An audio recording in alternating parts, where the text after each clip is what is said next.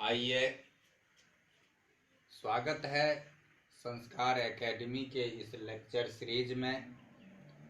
आज हम वर्ग 10 के मैथ की अगली वीडियो की बात कर रहे हैं, जिसमें हम दो चर वाले रैखिक समीकरणों को हल करने के लिए चौथी विधि वज्र गुणन विधि सीखेंगे। वज्र गुणन विधि से हम रैखिक समीकरण युग्मों को हल करेंगे। तो आइए शुरू करते हैं।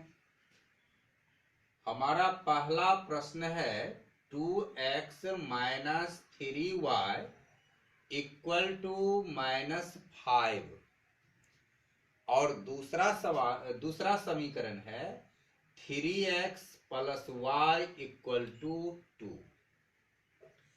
इसमें क्या होता है, वज्र गुणन विधि में सबसे पहली बात हमें देखना है कि सभी पद यानी 3 पद होते हैं। एक तो एक चर वाला पद होता है, दूसरे चर वाला पद होता है और अचर पद होता है। तो ये सभी पद एक ही पक्ष में होनी चाहिए। यहाँ दो पक्ष में है, x चर वाला पद, y चर वाला पद तो बायां पक्ष में है, लेकिन अचर पद -5 और 2 ये दायां पक्ष में है। तो हम पहली व्यवस्था ये करेंगे कि हमारे ये दाएं पक्ष का पद भी बाएं पक्ष में आ जाए। तो सबसे पहली बात हम ये करेंगे कि इसे लिखेंगे 2x माइनस 3y और -5 को बायां पक्ष में लाने पर +5 इक्वल टू 0। अब इसको हम डिनोट करेंगे कि यह समीकरण 1 है, और इसी तरह इस समीकरण की भी व्यवस्था करेंगे कि 3x plus y minus 2 equal to 0, और इसे कहेंगे इक्वेशन नंबर 2। अब ये पहली बात हुई। बहुत संक्षिप्त में हमारा हिसाब बन जाएगा। खासकर यदि 1 नंबर में हमें सॉल्व करने के लिए आता है तो हम 2 से 3 लाइन में इसको बना लेंगे समीकरण।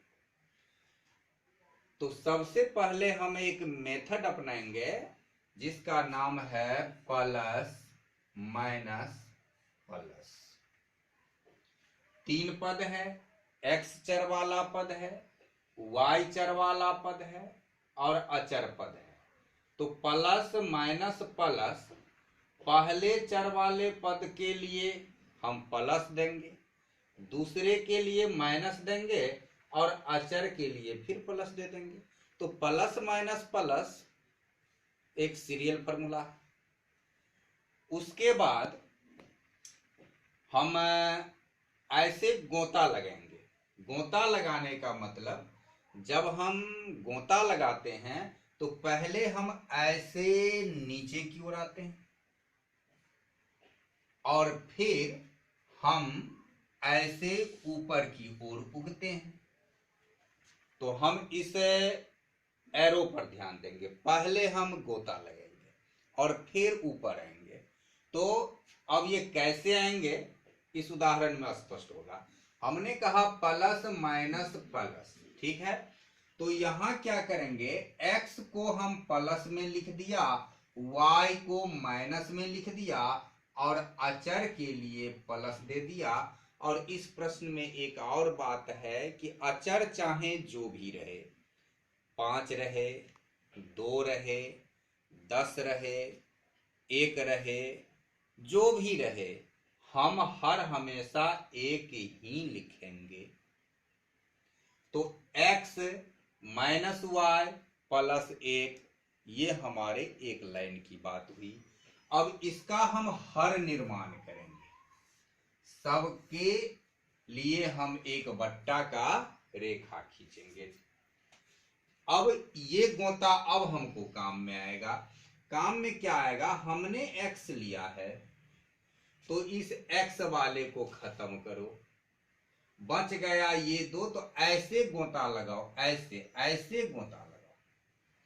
तो यहां -3 है और -2 है, इस दोनों को गुना कर दो तो माइनस और माइनस मिला के प्लस हुआ, 3 और 2, y को छोड़ देना है, सिर्फ गुणांक की बात करेंगे।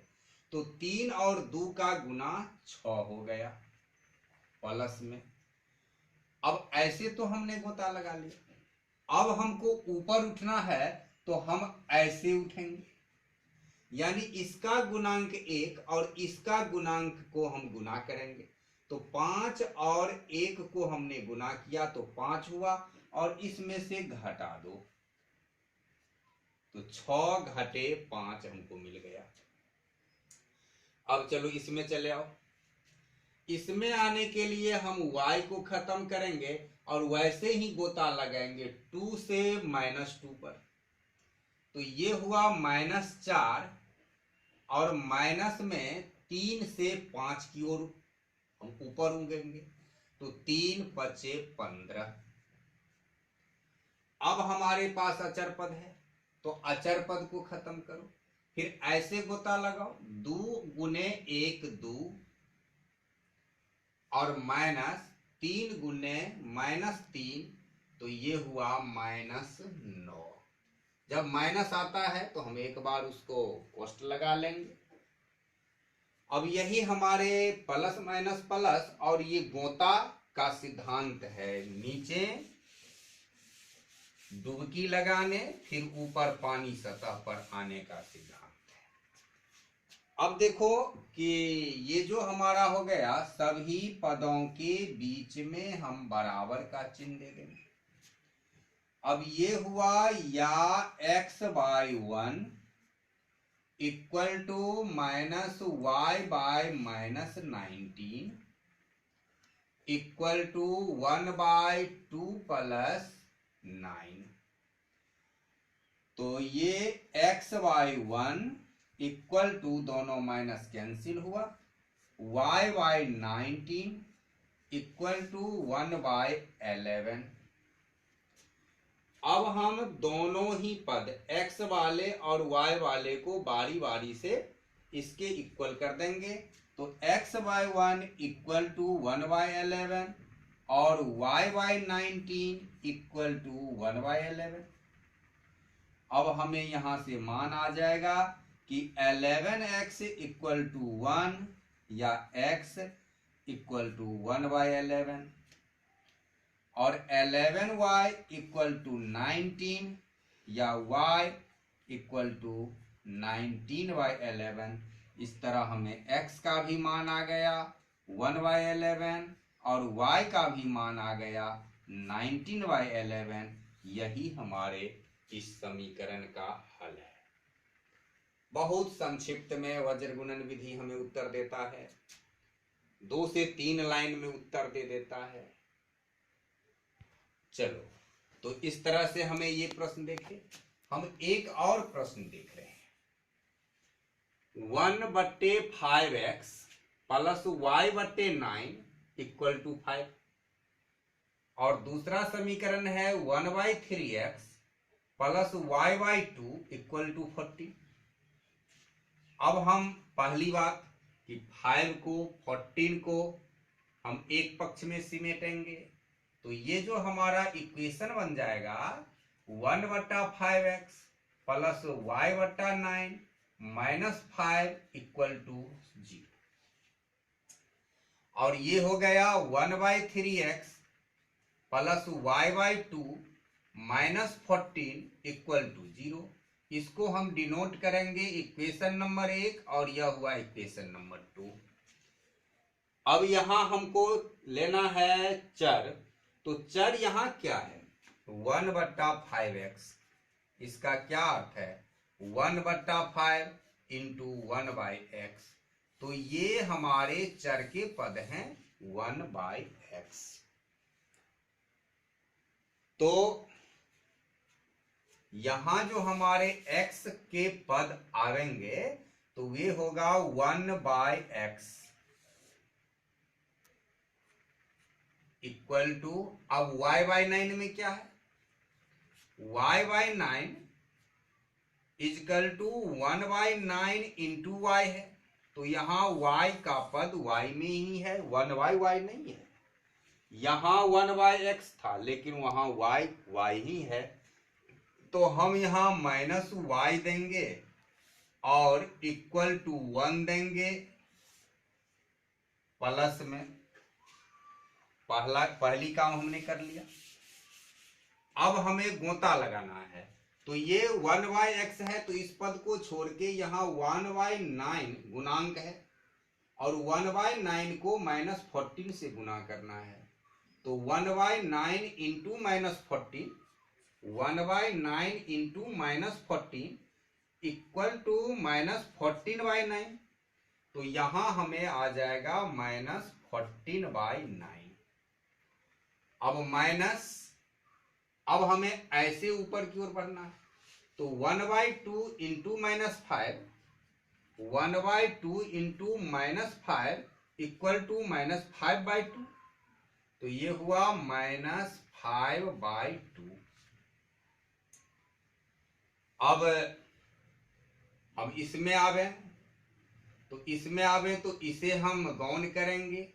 1/5 को -14 से गुना करना है, तो 1/5 को -14 से गुना करेंगे तो -14/5, और फिर माइनस में 1/3 को -5 से गुना करना है तो -5/3।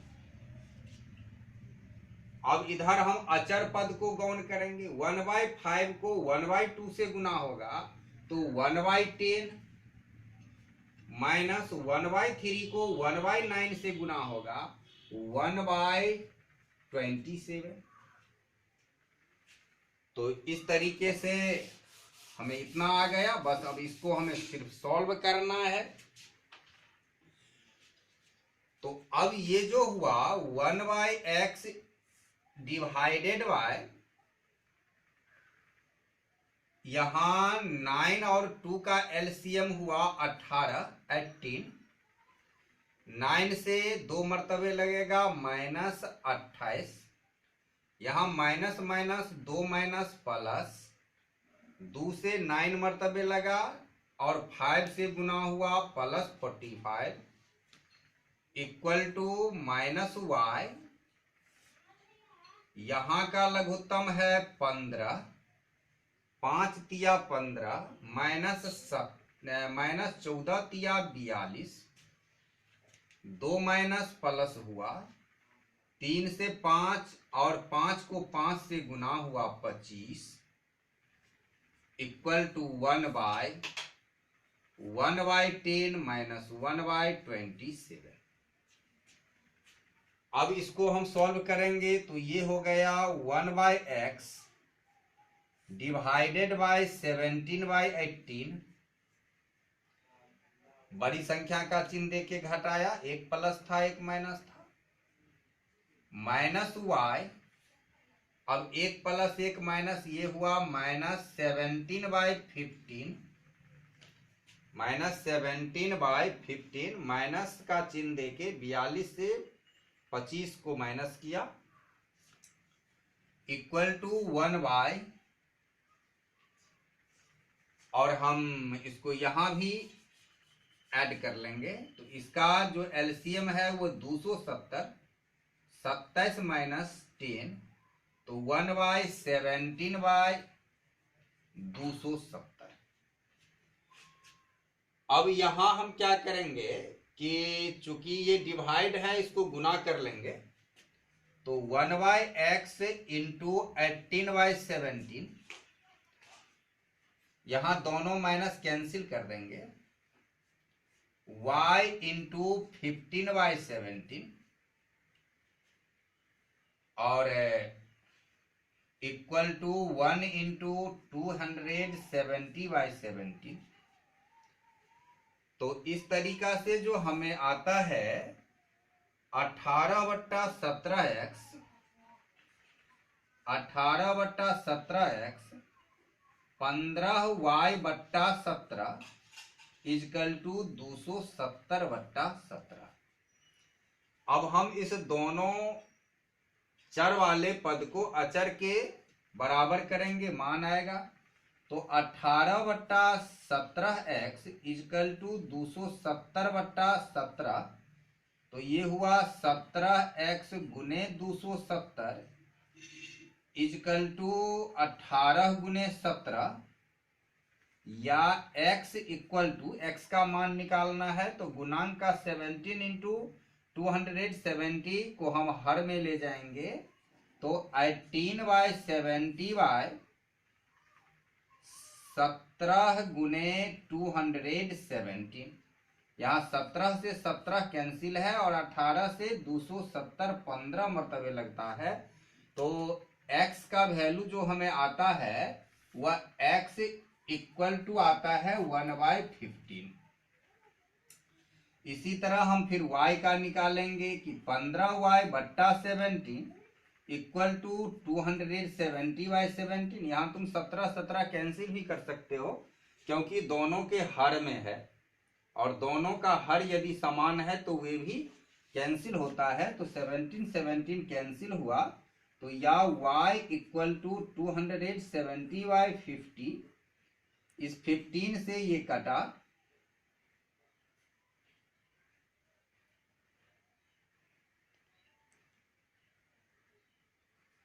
एटीन मरतबे। तो इस तरीका से y इजकल टू 18 आया। यही हमारे आंसर है और यही हमारे वज्र गुणन विधि है। तो वज्र गुणन विधि सरल विधि है, संक्षिप्त विधि है, बहुत कम समय में हमें समीकरण का हल देता है, उत्तर देता है। तो अब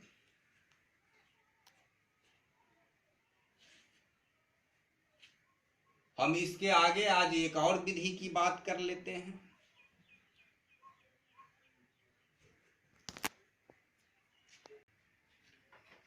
अब हम एक और विधि की बात करते हैं, अनुपात निर्णय विधि। ये दो चर वाले रैखिक समीकरण को हल करने की पांचवी विधि है, और पांचवी विधि और भी संक्षिप्त विधि है।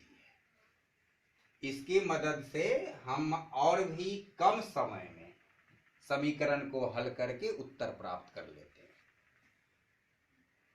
अनुपात निर्णय विधि यानी ratio determination method, ratio determination method, यह कुछ लुप्तीकरण जैसा है। हम इसमें लुप्तीकरण में हमने एक चर वाले पद को लुप्त करता था, लेकिन इसमें हम क्या करेंगे, अचर पद को लुप्त कर देंगे। हम इस 7 और 14 को लुप्त कर देंगे, और इसके लिए हमने जो विधि अपनाते हैं लुप्तीकरण में, गुना का जोड़ घटाव का, वही करेंगे। तो जैसे कि यहाँ 7 है और यहाँ 14 है, हम देख रहे हैं यदि इसको हम 2 से गुना कर दें तो ये भी 14 हो जाएगा, तो दोनों बराबर हो जाएगा। और इसका भी चिन्ह प्लस है, इसका भी प्लस है, तो दोनों को यदि घटा देंगे तो एक प्लस एक माइनस होके कैंसिल हो जाएगा, 14 और 14। तो सबसे पहले तो हम इसे 1 और इसे 2 डिनोट करते हैं, सूचित करते हैं। अब हम पहला काम किया कि समीकरण 1 को 2 से गुना किया। क्यों गुना किया? क्योंकि 2 से गुना करने पर यह दूसरे समीकरण के अचर के बराबर हो जाता है। तथा अब क्या करेंगे कि 2 को घटा देंगे। हाँ, यदि 2 भी कुछ गुना करने की स्थिति में आती है तो उसको भी गुना करेंगे। तो यहाँ ऐसी स्थिति है नहीं, क्योंकि 2 से 14 हो जा रहा है और यह 14 अपने आप है। उसके बाद हम इसको घटा रहे हैं, तथा घटा करो। तो 2 से गुना करना है, 3 दूना 6x plus 10y equal to 14, और ये हो गया 5x plus 12y equal to 40। घटाना है, माइनस माइनस माइनस, अब क्या हुआ कि ये हमारे कैंसिल हो गए। अब ये हमको बच रहा है x, 6x, और ये माइनस में है, तो प्लस और माइनस बड़ी संख्या का चिन्ह देके हमने घटाया, और ये है -2y = 0। अब इतना हमें आ गया। अब इससे हम क्या करेंगे कि एक पद को उधर लेके चले जाएंगे, तो x = 2y, सीधी सी बात है। अब यहां से हम रेशियो बना देंगे, अनुपात बना देंगे। कैसे अनुपात बनावेंगे? तो इसके डिवाइड में हम इसके गुणांक को ले आएंगे, तो x/2 इक्वल टू इसके डिवाइड में इसका गुणांक ले आएंगे 1। वैसे भी देखो यहां यदि हम कोना कोनी गुना करते हैं तो x = 2y हुआ। हमने इसी को अनुपात बनाया है। अनुपात कैसे बनाना है? इस पहले वाले के हर में हम दूसरे वाले का गुणांक ले आएंगे, और दूसरे वाले के हर में पहले वाले का गुणांक ले आएंगे, और इसके बराबर हम कोई एक नियत राशि, मान लो कि हमने k मान लिया। अब हमें क्या होगा, x/2 = k से x = 2k मिल जाएगा। x/2 = k, मान लो ये नहीं है, तो ये नहीं है, तो कोना कोनी गुना से x = 2k, और यहां से यदि मान लो ये नहीं है तो इसके इक्वल टू में ये आता है, तो y = k आ जाता है। इस तरीका से हमें x और y के मान आ गए। अब x और y के मान आ जाते हैं, इसे हम मान लो कि इस समीकरण में पुट कर दें, तो इस समीकरण में पुट कर दें तो क्या हो जाएगा, ये है कि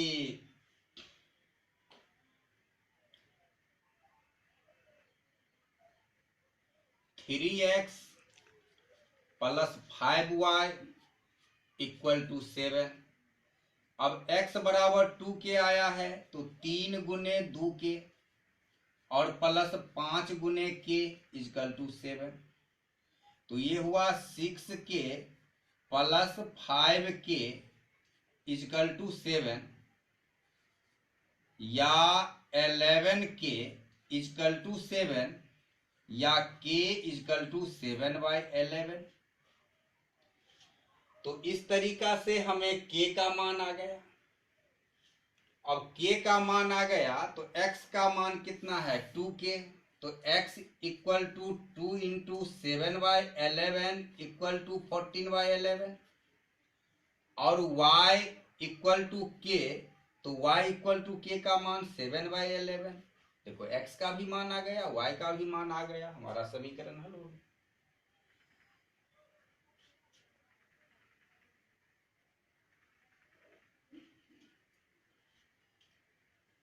अब हम दूसरे समीकरण पर विचार करते हैं।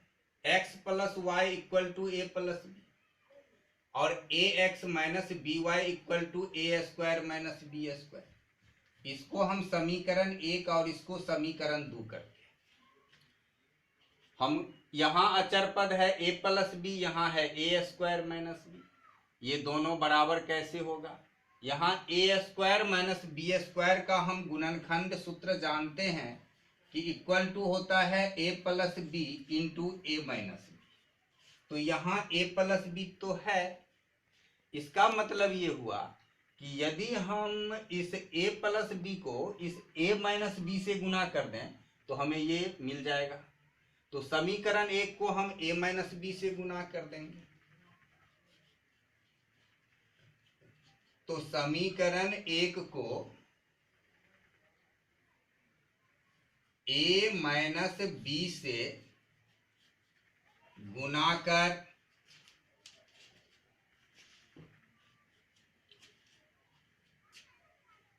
तथा 2 को यदि a² - b² मिलता है तो दोनों का चिन्ह समान है तो घटाना होगा, तथा 2 को घटाने अब चलो इसको गुणा करते हैं किससे, a माइनस बी। तो a minus B into X हुआ plus a minus B into Y हुआ equal to A square minus B square. अब ये है A X minus B Y equal to A square minus B square. अब चलो इसको हम घटा रहे हैं, माइनस प्लस माइनस प्लस, तो यहां से x दोनों में है, x को यदि हम कॉमन कर लें तो आता है a minus b minus a minus b और यहां से माइनस ए। अब यहां प्लस y दोनों में है तो ये हुआ a माइनस बी और प्लस बी इक्वल टू 0। ये दोनों पद कैंसिल है। यहां माइनस ए प्लस ए और माइनस बी प्लस बी भी कैंसिल होगा, तो ये आया minus b x plus a y equal to 0। अब इस दोनों को दो पक्ष कर देंगे तो minus b x equal to minus a y. अब यहाँ दोनों माइनस कैंसिल है। अब हम क्या करेंगे, इसका अनुपात बनेंगे तो एक्स बाई ए हुआ, इसके अनुपात में इसका गुणांक ले आए, equal to y by b हुआ, इसके डिवाइड में बट्टे में इसका गुणांक ले आया, और इज इक्वल टू हमने के मान लिया। अब यहां से यदि हम x का मान निकालते हैं तो x इक्वल टू आ जाता है a के और y इक्वल टू b के। अब इस a के और b के को हम समीकरण 1 में रख देते हैं, तो यहां लिखते हैं कि समीकरण 1 से, समीकरण 1 है x plus y equal to a plus b. अब क्या करते हैं कि x के जगह a के हुआ और प्लस b के जगह b के हुआ equal to a plus b. यहां हम k को कॉमन कर लेंगे, तो k को कॉमन कर लेंगे, आ जाता है a plus b equal to a plus b. अब यहाँ k का वैल्यू निकालना है तो a plus b divided by a plus b cancel हुआ, और इस तरीके से k इक्वल टू 1 आ गया। अब इसको हम यहाँ बैठाएंगे, पुट करेंगे। मान लो इसे हम डिनोट कर देते हैं इक्वेशन 3, लिख देते हैं कि समीकरण 3 से, तो हमें x equal to a into 1 आया, k का मान 1, और b इक्वल टू b नहीं y इक्वल टू b के यानी b इंटू 1, और इस तरह x इक्वल टू a और y इक्वल टू b आ गया। यही हमारे समीकरण का हल है। तो इस तरीके से यह अनुपात निर्णय विधि है। तो आज बस इतना ही। अगले वीडियो में हम ग्राफीय विधि से समीकरण को हल करेंगे। और ग्राफ से हल करना एक ऐसी बात है कि प्रत्येक परीक्षा में एक प्रश्न कम से कम 5 नंबर में ग्राफीय विधि का हल होता है। तो अगले वीडियो जब देखने के लिए आओगे तो ग्राफ का पेपर, पटरी और पेंसिल इतना लेकर जरूर बैठना, और हम वे छठा विधि का उपयोग करेंगे ग्राफीय विधि से 2 चर वाले रैखिक समीकरण को हल करने के लिए। फिर हम कुछ विशेष प्रकार के समीकरण को देखेंगे हल करके। और इस तरह आज के लिए बस इतना ही है। यदि अच्छा लगा हो वीडियो तो लाइक करना है, अपने दोस्तों के बीच ज़्यादा से ज़्यादा शेयर करना है, और यदि पहली बार चैनल पर हो तो सब्सक्राइब करना है। तब तक के लिए